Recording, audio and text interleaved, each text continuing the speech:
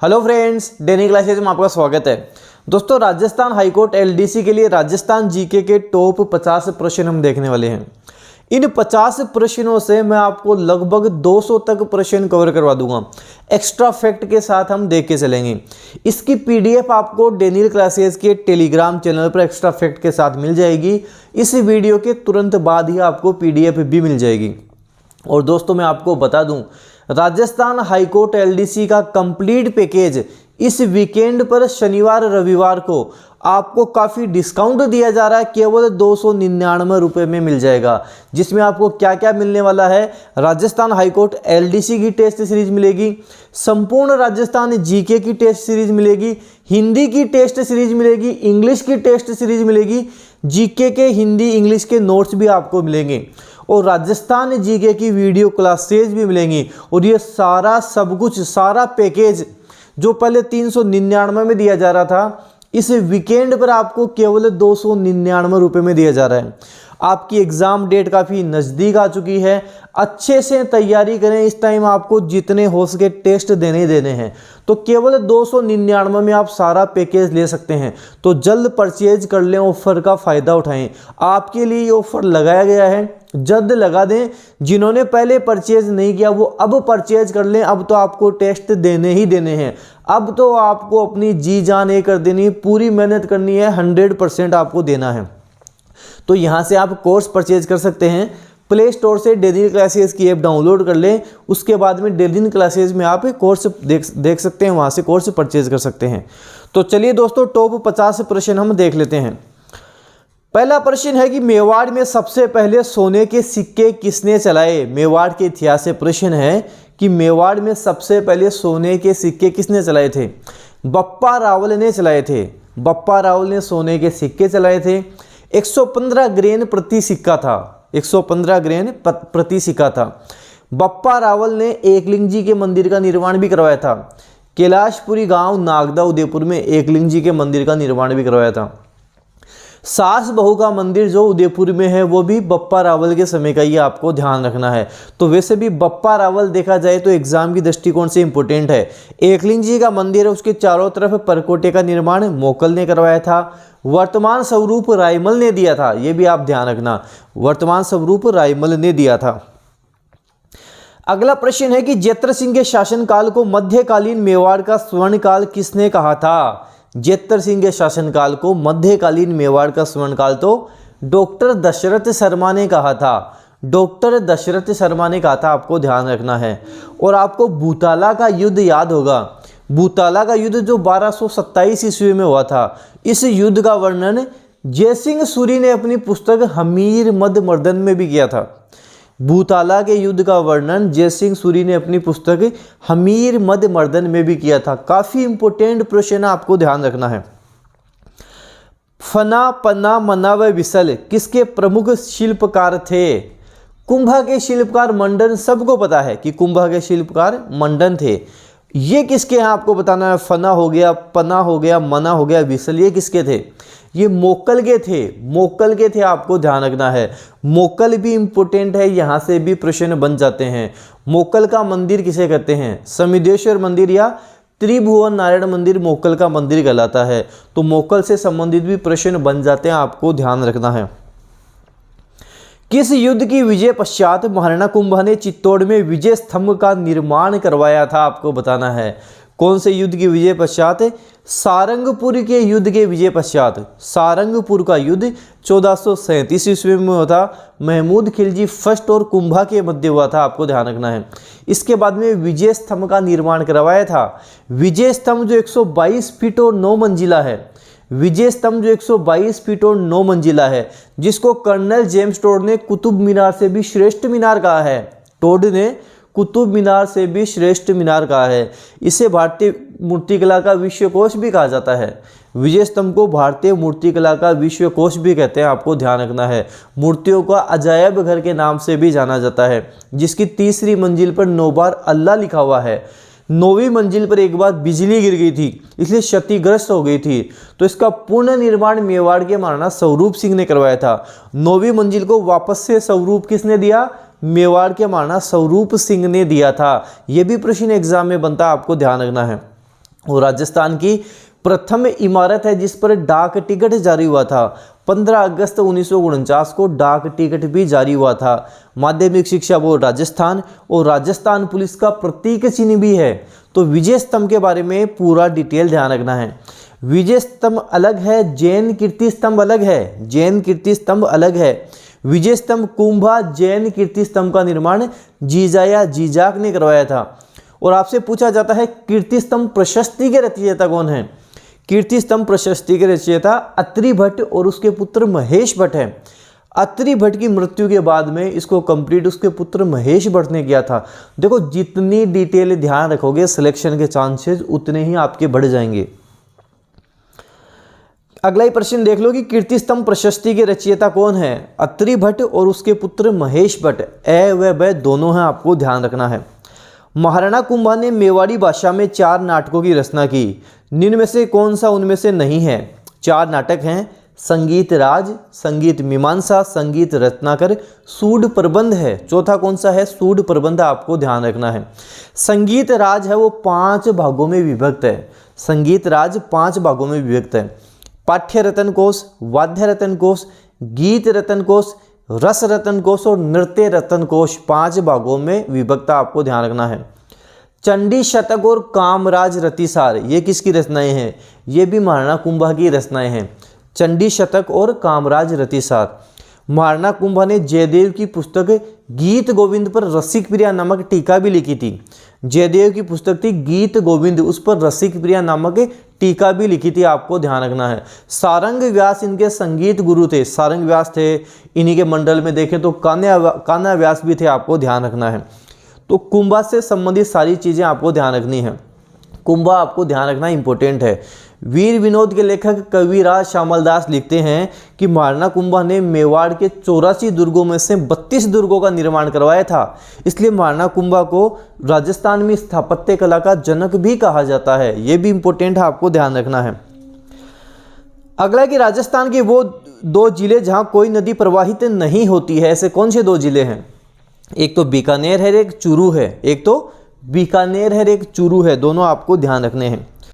अगला प्रश्न है पूर्णतः राजस्थान में बहने वाली सबसे लंबी नदी कौन सी है? पूर्णतः राजस्थान में बहने वाली सबसे लंबी नदी जिसे वशिष्ठी नदी भी कहा गया है, जिसे वशिष्ठी नदी भी कहते हैं, आपको ध्यान रखना है। कौन सी नदी है? जो खमनोर की पहाड़ियों से निकलती है, बनास नदी है। कौन सी नदी है? बनास नदी, आपको ध्यान रखना है। ऑप्शन फर्स्ट सही हो जाएगा, बनास नदी है। कुंभलगढ़ के निकट खमनोर की पहाड़ियों से निकलेगी। सवाईमाधोपुर खंडार तहसील रामेश्वर धाम चंबल में जाकर मिल जाएगी। 6 जिलों में बहती है, आपको ध्यान रखना है। कुल 6 जिलों में बहती है। माही नदी का उद्गम कहाँ से होता है? माही नदी का उद्गम कहाँ से होता है, आपको बताना है। तो अमरोरू की पहाड़ियों से होता है। माही नदी का उद्गम मध्य प्रदेश धार जिले अमरोरू की पहाड़ियों से उद्गम होता है, आपको ध्यान रखना है। ऑप्शन ब सही हो जाएगा, अमरोरू की पहाड़ियों से। कुल लंबाई पूछे तो 576 किलोमीटर, राजस्थान में पूछे तो 171। कुछ बुक्स में अलग भी आपको मिल जाएगा, लेकिन आपको जो ध्यान रखना है कुल लंबाई 576, राजस्थान में 171, यही आपको ध्यान रखना है। वागड़ की गंगा, कांठल की गंगा, आदिवासियों की गंगा कौन सी नदी है? माही नदी है। वागड़ की गंगा कहते हैं, कांठल की गंगा कहते हैं, आदिवासियों की गंगा कहते हैं, दक्षिणी राजस्थान की गंगा कहते हैं, दक्षिण राजस्थान की स्वर्ण रेखा कहते हैं। किसको कहते हैं? माही नदी को ही कहते हैं, आपको ध्यान रखना है। माही नदी का उद्गम देख लिया। माही नदी राजस्थान में कहां से प्रवेश करती है? कहां से करेगी? खादू गांव बांसवाड़े से प्रवेश करेगी। ऑप्शन हो जाएगा वैसे ही, खादू गांव बांसवाड़े से प्रवेश करेगी। बोरखेड़ा लोहरिया गांव, बोरखेड़ा लोहरिया गांव जहां पर माही नदी पर माही बजाज सागर बांध भी बना हुआ, आपको ध्यान रखना है। माही बजाज सागर बांध भी बना हुआ है, जो राजस्थान का सबसे लंबा बांध भी है, ये भी आपको ध्यान रखना है। वह नदी जो कि बिछमेड़ा की पहाड़ियों से निकलती है एवं जिसकी सहायक नदियां जाखम, टिड्डी, गोमती और सारनी हैं, कौन सी नदी है? सोम नदी है। सोम नदी बिछमेड़ा की पहाड़ियों से निकलती है। उदयपुर में खेरवाड़ा तहसील ऋषभदेव के निकट सोम गांव में बिछमेड़ा की पहाड़ियों से निकलती है। करमाई व सूकली किस नदी की सहायक नदियां हैं? राजस्थान की ज्योग्राफी में हमने ट्रिक क्या देखी थी? जखम छोटा सा, कमाई, सूकली। तो करमाई और सूकली किसकी हैं? जखम छोटा सा, जाखम नदी की हैं। छोटी सादड़ी से निकलती है, आपको ध्यान रखना है। चंबल नदी का उद्गम कहाँ से होता है? चंबल नदी का उद्गम चंबल नदी तो राजस्थान की जान है, तो जानापाव की पहाड़ियों से होता है। ऑप्शन फर्स्ट सही, जानापाव की पहाड़ियों से। कुल लंबाई 966 किलोमीटर और राजस्थान में पूछे तो 135 किलोमीटर कुल लंबाई है। 84गढ़ चित्तौड़गढ़ से राजस्थान में प्रवेश करती है। उसके बाद में किन किन जिलों में बहेगी? कोट में बूंदी, सवाई, ली, ढोल। कोटा, बूंदी, सवाई माधोपुर, ली, करौली, धौल, धौलपुर, इन जिलों में बहती है। कुल 6 जिलों में प्रवेश करती है, बहती है, आपको ध्यान रखना है। भैंसरोडगढ़ चित्तौड़गढ़ में चंबल नदी में बामनी नदी आकर मिलती है और यहीं पर राजस्थान का सबसे ऊंचा जलप्रपात है, जिसे कहा जाता है चै से चूलिया जलप्रपात। चै से चंबल नदी, चै से चित्तौड़गढ़, चूलिया जलप्रपात, चंबल नदी, चित्तौड़गढ़, तीनों आप ध्यान रखना सीक्वेंस है। ऑप्शन ब सही हो जाएगा, 18 मीटर जिसकी हाइट है। वैदिक काल में किस नदी को वशिष्ठी कहा गया है? कौन सी नदी वशिष्ठी कही गई है? कौन सी नदी है? बनास नदी है, बनास नदी है। भीलवाड़ा में बिंगोद के निकट किन नदियों का त्रिवेणी संगम है? किन का है? बनास का है, बेडच का है, मेनाल का है। बनास, बेडच, मेनाल, आपको ध्यान रखना है। 26 किलोमीटर दूर इससे मेनाल जलप्रपात भी है। कोठारी नदी का उद्गम कहाँ से होता है, आपको बताना है। देखो फर्स्ट ऑप्शन है खमनोर की पहाड़ियों से, यहाँ से तो बनास नदी का उद्गम होता है। एक ऑप्शन दे रखा है बिजराल की पहाड़ियों से, खारी नदी का उद्गम होता है। बिछमेड़ा की पहाड़ियों से सोम नदी का उद्गम होता है। तो दीवेर की पहाड़ियों से कोठारी नदी का उद्गम होता है, आपको ध्यान रखना है, दीवेर की पहाड़ियों से होता है। ऊंट की नाचना नस्ल कहाँ की है? जैसलमेर की है, जैसलमेर की है। राजस्थान की पशु संपदा शानदार ट्रिक के साथ डेनियल क्लासेस की ऐप पर आपको मिल जाएंगी। और जो मैं आपको 299 में कंप्लीट पैकेज बता रहा हूँ, वहाँ पे राजस्थान की ज्योग्राफी के कंप्लीट वीडियो, कंप्लीट नोट्स, सारा सब कुछ आपको मिलने वाला है। साथ साथ संपूर्ण राजस्थान जीके में टेस्ट भी आप उसके लगा सकते हो, टेस्ट भी दे सकते हो। केवल 299 में सारा पैकेज आपको मिल जाएगा। अगला है कि निम्न में से कौन सा सुमेलित नहीं है? नागौरी गाय है क्या? बिल्कुल नागौरी गाय है। हमारी ट्रिक थी हरी का सारा माल मैगी था ना। नाली भेड़ है क्या? बिल्कुल नाली भेड़ है। मारवाड़ी भेड़ पागल मगर जैसलमेरी भेड़ सोना, चोखा माल पूरा, ये हमारी भेड़ों की ट्रिक थी। शेखावटी बकरी है क्या? बिल्कुल है। लोही हो गई, बारबरी हो गई, जखराना हो गई, पर्वतसरी हो गई, जमुनापरी हो गई, शेखावटी हो गई, बकरी की नस्लें हैं।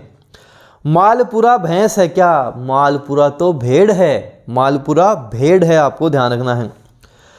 भेड़ की कौन सी नस्ल राजस्थान में भारतीय मेरिनो के नाम से जानी जाती है? कौन सी नस्ल है? चोकला नस्ल है। ऑप्शन ब सही हो जाएगा, चोकला, आपको ध्यान रखना है।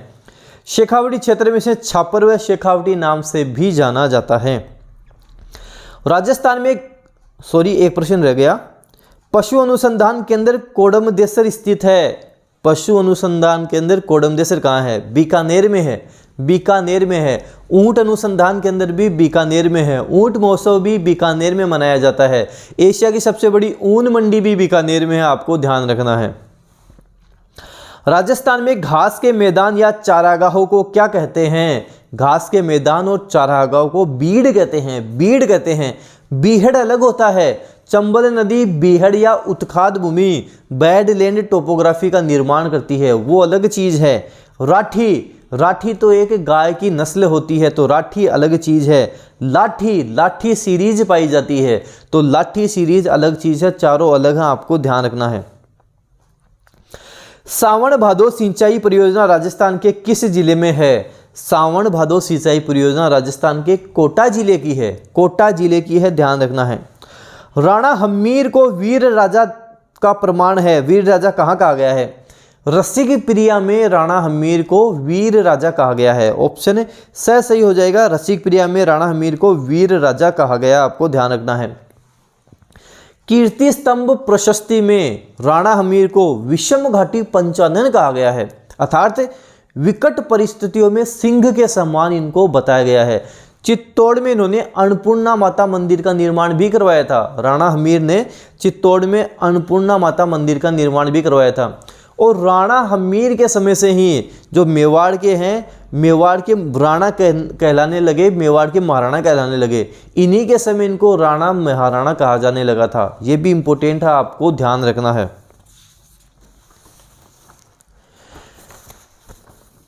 ढेबर झील का निर्माण किस गुहिल वंशीय शासक ने करवाया था? ढेबर झील का निर्माण तो जयसिंह ने करवाया था। जयसिंह, आपको ध्यान रखना है, महाराणा जयसिंह ने इसका निर्माण करवाया था। ढेबर झील कौन सी है? जयसंबंध झील ही है। ढेबर दर्रे से पानी होकर आता है, इसलिए इसे ढेबर झील कहते हैं। पाहेबा या साहेबा का युद्ध कब हुआ था? पाहेबा या साहेबा का युद्ध तो 1541 में हुआ था। ऑप्शन है 1541। मारवाड़ और बीकानेर के मध्य हुआ था, आपको ध्यान रखना है। मारवाड़ के शासकों की शरण स्थली कहलाता है सिवाना दुर्ग बाड़मेर। सिवाना दुर्ग बाड़मेर जो हल्देश्वर की पहाड़ी पर स्थित है, जिसका निर्माण वीर नारायण पवार ने करवाया था, जो जालोर दुर्ग की कुंजी भी कहलाता है। मारवाड़ के शासकों की शरण स्थली भी कहलाता, आपको ध्यान रखना है। 1348 ईस्वी में कल्याणपुर नगर वर्तमान करौली किसने बसाया था? आपको बताना है। तो अर्जुन पाल यादव ने बसाया था। ऑप्शन है अर्जुन पाल यादव ने बसाया था। भद्रावती नदी किनारे बसा हुआ है, जो हमारा करौली शहर है भद्रावती नदी किनारे बसा हुआ है। करौली का क्षेत्रफल पूछ ले तो 5524 वर्ग किलोमीटर यहाँ का क्षेत्रफल है। 19 जुलाई 1997 को सवाईमाधोपुर से अलग होकर करौली राजस्थान का 32वां जिला बना था। राजस्थान का 32वां जिला बना था, आपको ध्यान रखना है। और हम बात करते हैं श्री महावीर जी की लठमार होली कहाँ की प्रसिद्ध है? करौली की ही प्रसिद्ध है। श्री महावीर जी की लठमार होली यहाँ की प्रसिद्ध है। एक करौली का टुम्मा संगीत भी काफ़ी प्रसिद्ध है। करौली का टुम्मा संगीत भी काफ़ी प्रसिद्ध है। टुम्मा संगीत भी आपको ध्यान रखना है। करौली में अंजनी माता का मंदिर भी है। अंजनी माता का मंदिर कहाँ है? करौली में है। हनुमान जी को स्तनपान कराती हुई भारत की एकमात्र मूर्ति करौली में ही है। अंजनी माता का मंदिर है। अंजनी माता वीर हनुमान जी को स्तनपान करवा रही हैं और एकमात्र मंदिर करौली में ही है। इंपॉर्टेंट है, आपको ध्यान रखना है। पवन की दिशा के समकोण में बनने वाले बालू का स्तूप, पवन की दिशा के समकोण बनेंगे अनुप्रस्थ बालू का स्तूप, अनुप्रस्थ। और रेगिस्तान के लिए सर्वाधिक उत्तरदायी बालू का स्तूप कौन से हैं? बरखान हैं, जो गतिशील होते हैं, अर्धचंद्राकार होते हैं। सिलीसेट झील राजस्थान के किस जिले में है? सिलीसेट झील तो अलवर में है। सिलीसेट झील अलवर में है। Annals and antiquities of Rajasthan नामक पुस्तक किसने लिखी? राजस्थान के इतिहास के पिता कर्नल जेम्स टोड ने लिखी है। कर्नल जेम्स टोड ने लिखी है। राजस्थान के किस शहर को ताम्र नगरी कहते हैं? किसको कहते हैं? खेतड़ी को कहते हैं। खेतड़ी को कहते हैं। खेतड़ी, सिंघाना, झुंझुनू, जहाँ तक अरावली राजस्थान में फैली हुई है। कहाँ तक? खेतड़ी, सिंघाना, झुंझुनू तक फैली हुई है, आपको ध्यान रखना है। एक यहाँ से स्वामी विवेकानंद का नाम भी आता है कि स्वामी विवेकानंद को विवेकानंद की उपाधि किसने दी थी? आपको बताना है।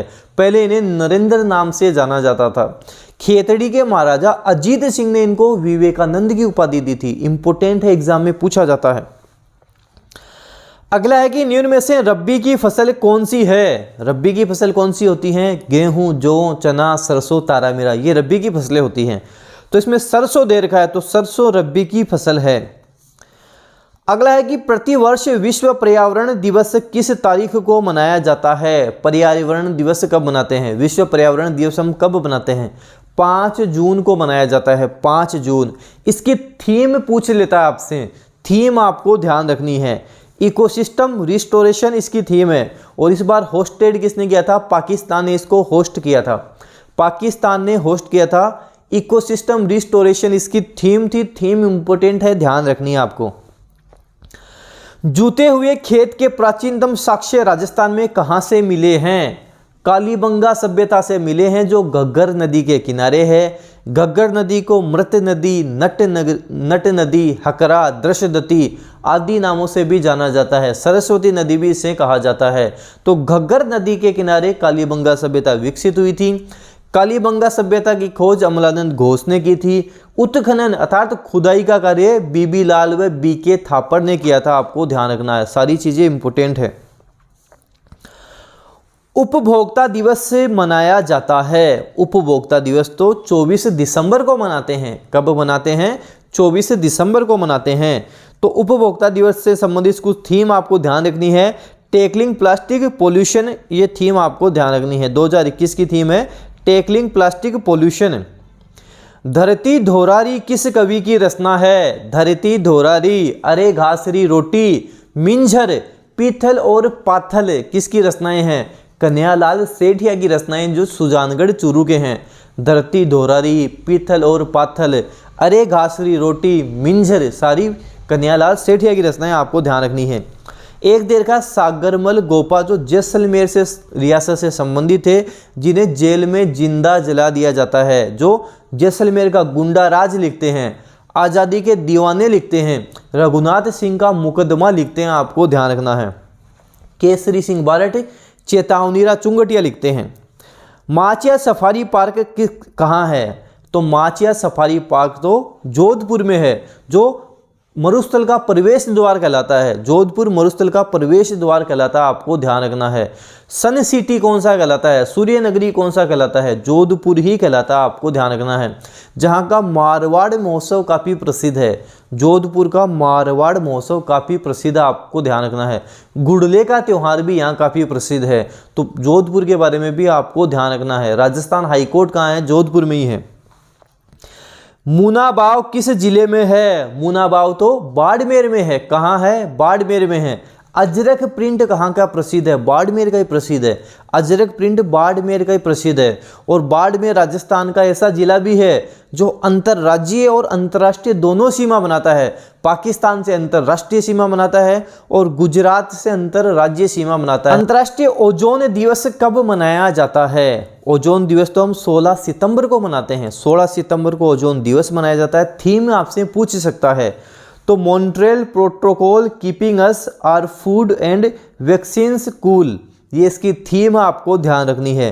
टेलीग्राम पर इसकी PDF मिल जाएगी, वहाँ आप और अच्छे से देख सकते हैं। किस तिथि को बाल दिवस एवं विश्व मधुमेह दिवस से मनाया जाता है? 14 नवंबर को बाल दिवस भी मनाते हैं और 14 नवंबर को विश्व मधुमेह दिवस भी मनाते हैं। दोनों आपको ध्यान रखने हैं। देवेंद्र झाझड़िया का संबंध राजस्थान के किस जिले से है? देखो, देवेंद्र झाझड़िया का संबंध चूरू जिले से हैं, भाला फेंक से संबंधित हैं। इस बार इन्होंने रजत जीता है, इससे पहले 2 बार गोल्ड जीत चुके हैं। देवेंद्र झाझड़िया, अवनी लेखरा, जितना हो सके पढ़ लेना, ढंग से पढ़ लेना, यहाँ से प्रश्न बन सकता है। दोनों इंपॉर्टेंट, अच्छे से पढ़ लेना। अवनी लेखरा का संबंध राजस्थान के किस जिले से है? अवनी लेखरा का संबंध जयपुर जिले से है। पैरा शूटिंग में इन्होंने पदक जीता है। इस बार इन्होंने गोल्ड भी जीता है और कांस्य पदक भी जीता है। 2 पदक इन्होंने जीते हैं। अवनी लेखरा भी काफ़ी इंपॉर्टेंट है। सब कुछ इनके बारे में सारी डिटेल पढ़ के जाना। वर्तमान में केरल के मुख्यमंत्री कौन हैं? पिनाराई विजयन है। पिनाराई विजयन केरल के मुख्यमंत्री, आपको ध्यान रखना है। और आरिफ मोहम्मद खान यहाँ के राज्यपाल हैं। हाल ही में अर्थशास्त्र के क्षेत्र में नोबेल पुरस्कार किसे दिया गया है? नोबेल पुरस्कार ढंग से अच्छे से पढ़ लेना, आपको अच्छे से करने हैं। हमें पूछा है अर्थशास्त्र के क्षेत्र में डेविड कार्ड भी हैं, गुइडो इम्बेंस भी हैं, जोशुआ इंग्रेस्ट भी हैं। उपरोक्त सभी को ही मिला है, सारे आपको ध्यान रखने हैं। वर्तमान में राजस्थान के लोकायुक्त कौन है? प्रताप कृष्ण लोहरा हैं। प्रताप कृष्ण लोहरा, आपको ध्यान रखना है। DB गुप्ता कौन है? सूचनाओं को गुप्त रखा जाता है, सूचना आयुक्त, आपको ध्यान रखने हैं। मेजर ध्यानचंद खेल रत्न पुरस्कार 2021 किन्हें मिला, आपको बताना है। नीरज चोपड़ा, मनप्रीत सिंह, मनीष नरवाल, किनको मिला है? उपरोक्त सभी को ही मिला है मेजर ध्यानचंद अवार्ड। इंपॉर्टेंट है, सारे आपको ध्यान रखने ही रखने हैं। पिछली वीडियो जो करंट अफेयर का वीडियो था उसमें मैं आपको डिटेल से सारा सब कुछ बताया है, वहां से आप याद कर लेना। मेजर ध्यानचंद खेल रत्न पुरस्कार 2021 में किन्हें मिला? श्रीजेश, कृष्णा नागर, प्रमोद भगत, इसमें भी उपरोक्त सभी हैं, इन सबको भी मिला है। तो ध्यानचंद पुरस्कार आपके लिए इंपॉर्टेंट है, आपको सारे याद करने हैं। राष्ट्रीय शिक्षा दिवस कब मनाया गया? 11 नवंबर को राष्ट्रीय शिक्षा दिवस मनाया गया है। 11 नवंबर को मनाया गया है। काफ़ी इंपॉर्टेंट है, प्रश्न एग्जाम में बनता है। और अंतिम प्रश्न हमारे पास कि बंद बरेठा अभ्यारण्य राजस्थान के किस जिले में है। बंद बरेठा अभ्यारण्य तो भरतपुर जिले में है। भरतपुर जिले में आपको ध्यान रखना है। एक रामगढ़ विषधारी भी ध्यान रखना है, क्योंकि चौथी बाघ परियोजना यहाँ से शुरू हो गई है। रामगढ़ विषधारी अभ्यारण्य बूंदी। एक पांचवी जो होगी हमारे पास जो बाघ परियोजना शुरू होगी वो कुंभलगढ़ अभ्यारण्य से होगी। तो पांचवा भी आपको ध्यान रखना है, क्योंकि ये इंपॉर्टेंट फैक्ट है, यहाँ से प्रश्न बन जाते हैं। अच्छे से ढंग से इनको कवर करके चलना है, ढंग से करना है। राजस्थान हाईकोर्ट एलडीसी की टेस्ट सीरीज अब आपको डेली क्लासेस की ऐप पे मिल जाएंगी। राजस्थान हाईकोर्ट एलडीसी संपूर्ण Rajasthan GK test series, Hindi English Rajasthan GK के नोट्स, हिंदी की अलग से टेस्ट सीरीज, इंग्लिश की अलग से टेस्ट सीरीज, सारा सब कुछ इस शनिवार रविवार को ऑफर में केवल 299 में आपको मिल जाएगा। मैं चाहता हूं जितना हो सके आप टेस्ट दें, जितना ज़्यादा हो सके आप स्टडी करें। काफ़ी कम रुपए में आपको सारा सब कुछ अवेलेबल हो जाए, इसलिए अपना दी बेस्ट 100% दें, अच्छे से स्टडी करें। आप टेस्ट भी लगाएं, सारा सब कुछ आप दे सकते हैं। जितनी चीज़ें मैं आपको इतने रुपए में प्रोवाइड करवा रहा हूं, मैं आपको गारंटी देता हूं कोई 8000 रुपये में भी आपको नहीं देगा। बस मैं चाहता हूं आप जितना हो सके स्टडी पे ध्यान दें, जितना हो सके इस टाइम आप स्टडी करें, पढ़ें। इस वीडियो को जितना हो सके आप शेयर करें, वीडियो लाइक करें। अगर आप डेनियल क्लासेस यूट्यूब चैनल पे नए हो तो जब सब्सक्राइब करो तब बेल आइकन को भी प्रेस कर लेना। इससे क्या होगा, कोई भी न्यू अपडेट आएगी वो आपको तुरंत मिल जाएगी। धन्यवाद।